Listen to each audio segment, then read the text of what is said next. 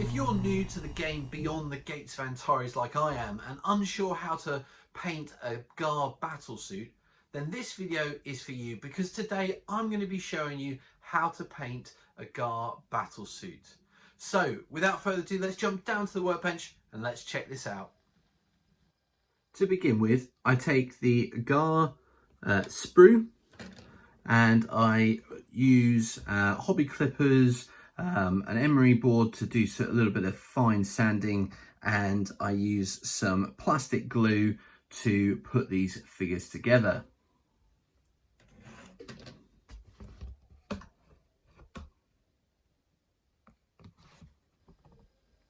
Once that's dried, I then have the assembled plastic Ghar Battlesuit.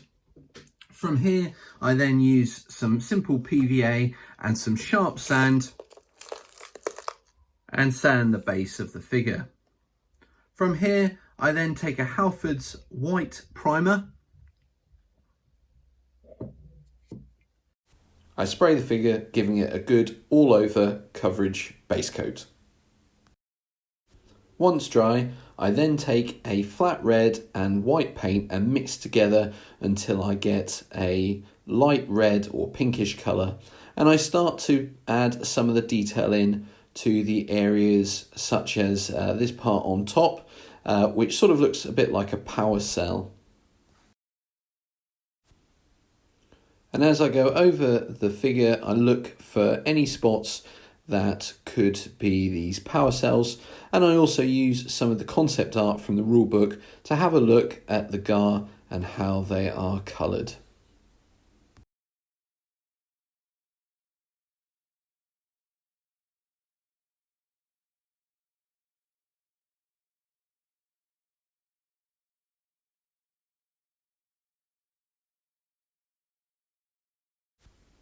Next up, I use a black paint. This one is just a standard black acrylic that I picked up cheap at the range. And when I'm painting the model, I'm looking for the more mechanical parts to paint in black.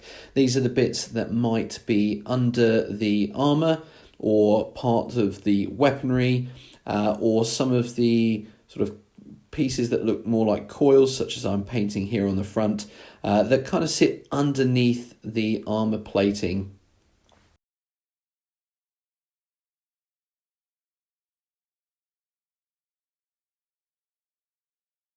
Again, when I'm painting these parts, I do refer back to the concept art in the rulebook and in the supplements to get an understanding of what should be black and what shouldn't be.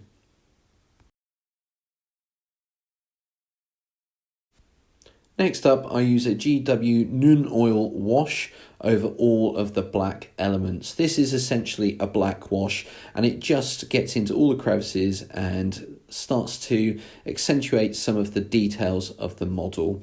And as I say, I brush this over all of the black elements of the model at this point.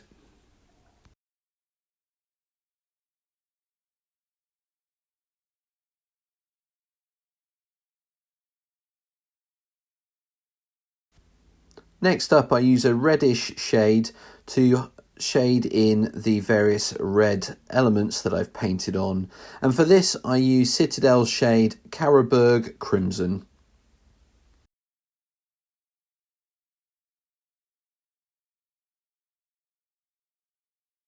Next, I use a black ink wash to do a pin wash along the joins between the armour panels.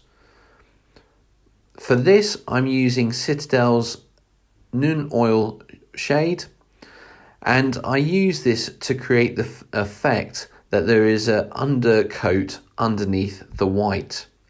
So instead of painting the model grey and then painting white over the top, leaving the grey in the recesses or letting it show a little bit, this way I can use the white primed base coat that I use the rattle can for, and I can create the sort of shadow effect by using the wash into the creases between the armour.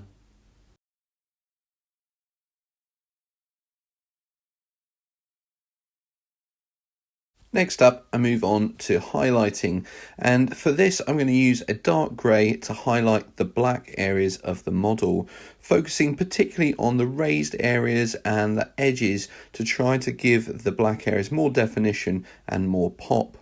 Now you could use other paints, other colours that you usually use for highlighting black. Here I'm using a cheap dark grey acrylic from the range.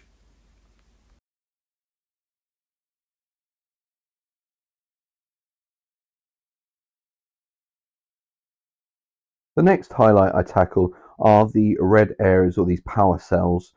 For this I've mixed up a mixture of white and a flat red paint, and from here I'm just highlighting the more central part of each of the little red areas on the model.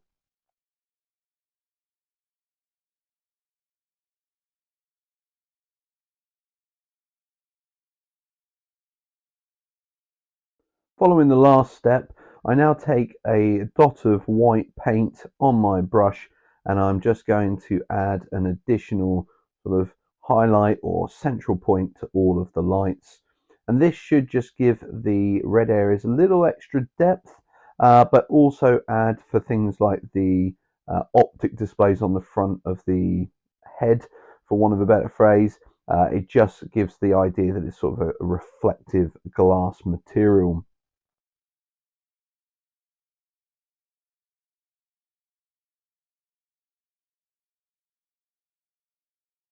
Having finished painting the model, I now move on to the base, and for this I'm using my usual basing painting technique, and that is to use Citadel's base colour Steel Legion Drab to cover the whole of the base.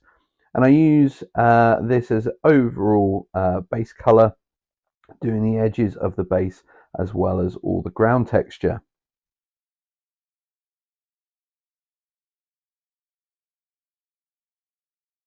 Once the base colour has dried on the base, I then use Citadel's dry brush Terminatus Stone to dry brush over the base, picking out the raised pieces and just again giving an extra layer of depth and detail to the base colour.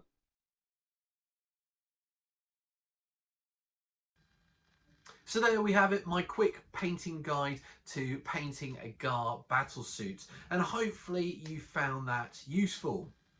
Now, sci-fi wargaming might not be for you. You might feel more comfortable in a game based in the ancient period. And if that is you, then you should check out my video next Sunday, where I'll be doing a battle report with the game Blood on the Sands, a gladiatorial combat game which has a lot going for it, and I'm really looking forward to playing a game of that on this channel. So check out that video next Sunday. And until then, take care, stay safe, and we'll see you soon.